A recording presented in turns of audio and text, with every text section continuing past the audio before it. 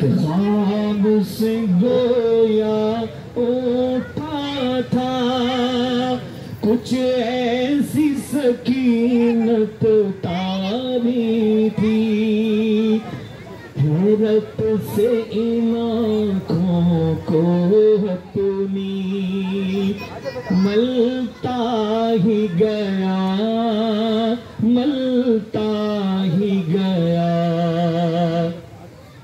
जब मस्जिद नबवी को देखा, मैं रोज़े जन्नत में पहुंचा, जिस जाव मुबारक चेहरे को अश्कों से अपने धोता था। जब दुनिया वाले सोते थे, वो उनके लिए फिर रोता था।